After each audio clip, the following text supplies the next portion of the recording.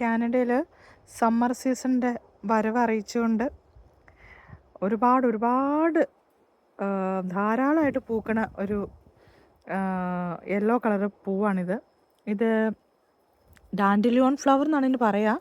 ഒത്തിരി medicinal value ഒക്കെ ഉണ്ടെന്ന് പറയപ്പെടുന്നു.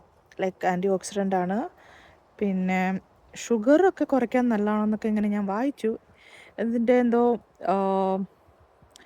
ചായ ഉണ്ടാക്കാനായിട്ട് ഇതിൻ്റെ ലീഫും തണ്ടും ഒക്കെ ഉപയോഗിക്കാം എന്നാണ് പറയുന്നത്. അതുപോലെ തന്നെ ഇതിൻ്റെ കിഴങ്ങാണ് നമ്മുടെ ഡാലിയ അതുപോലൊക്കെ അത് കിഴങ്ങ് നട്ടിട്ടുണ്ടല്ലോ, അതേപോലെ തന്നെ കിഴങ്ങാണ് ഇതിന്. അപ്പോൾ കിഴങ്ങിനും എന്തൊക്കെയോ മെഡിസിനൽ വാല്യൂ ഉണ്ടെന്നാണ് പറയപ്പെടുന്നത്. പക്ഷേ ഇത് അതിൽ രസം എന്ന് പറഞ്ഞാൽ കാണാൻ ഭയങ്കര ഭംഗിയാണ്. ഇത് ഇത് ഈ പൂക്കളെല്ലാം ഇതളുകളെല്ലാം കൊഴിഞ്ഞു കഴിഞ്ഞ് അതൊരു അപ്പൂപ്പന്താടി പോലെ അതിൻ്റെ സീഡുകൾ ഇങ്ങനെ പറന്ന് നമുക്കിങ്ങനെ പണ്ട് നമ്മൾ ചെറുപ്പത്തിൽ അപ്പൂപ്പന്താടിയൊക്കെ ഊതി വിട്ട പോലെ നമുക്കിങ്ങനെ പറത്തി വിടാനൊക്കെ വളരെ ഭംഗിയാണിത്. നല്ല രസമാണ് ഈ പൂക്കൾ കാണാൻ.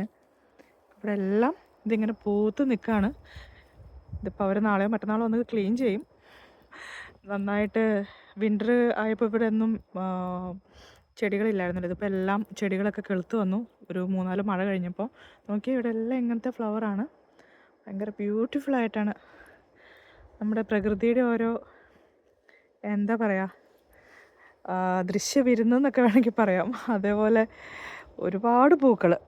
ഇത് മാത്രമല്ല, ഒരു ബ്ലൂ ഫ്ലവർ ഇപ്പം നിങ്ങൾക്ക് കാണാൻ പറ്റുന്നുണ്ടോയെന്നറിയില്ല. അതാ കുറേ കുഞ്ഞു കുഞ്ഞു പൂക്കൾ. അതുപോലെ തന്നെ ഇവിടെ മരത്തിലുണ്ട് ഒരു യെല്ലോ കളർ ഫ്ലവർ. പിന്നെ ആപ്പിൾ മരങ്ങളൊക്കെ പൂവിട്ട് തുടങ്ങിയിട്ടുണ്ട്. വളരെ ഭംഗിയുണ്ട് ഇപ്പോൾ. ഇതിപ്പോൾ അവർ ലോൺ മെയിൻ്റനൻസ് ഉണ്ട്, അപ്പോൾ അവർ വന്ന് അവർ ചെയ്യും, ഇതെല്ലാം വെട്ടിത്തരും. ഓക്കെ, നല്ല ഭംഗിയുണ്ട് ഈ പൂക്കൾ കാണാൻ.